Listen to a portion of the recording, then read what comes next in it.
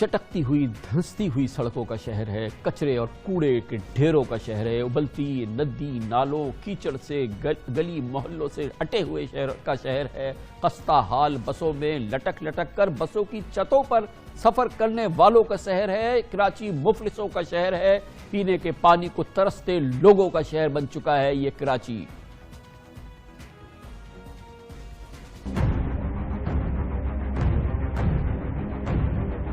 कराची के जितने भी नाले हैं इस बार सिंध हुकूमत स्वीप प्रोग्राम के तहत नालों को साफ कर रही है, जिसके अंदर बड़े नाले भी हैं, छोटे नाले भी हैं, और इसके तमाम इखराजात जो हैं वो सिंध हुकूमत खुद बेयर कर रही है। KMC के बड़े नाले 38 के करीब। इस दफा सिंध गवर्नमेंट ने ये फैसला किया कि उसको प्रॉपर तरीके से तरीकेकार बनाकर उसकी सफाई भी की जाए और उसको फिर आगे भी उसका फॉलो अप हो, ताकि ये ना हो कि फिर दोबारा ये गंद कचरा बारिशें होती हैं तो आपके सामने इश्यूज आते हैं।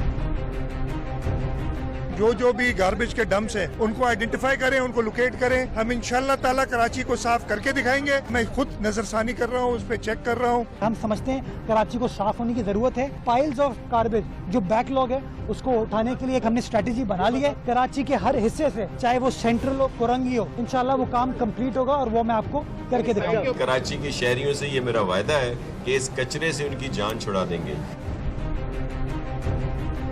4000 बसेस का हमारा प्रोजेक्ट ज्यादा से ज्यादा 3 या 4 माह में इंशाल्लाह ऑन रोड होगी। जुलाई के एंड तक हजारों बसें कराची शहर में नजर आएंगी। 630 बसेस वो 1.5 या 2 माह में इंशाल्लाह रोड पे होंगी। 2020 में ही आपको यहाँ पे बसेस नजर आएंगी इंशाल्लाह।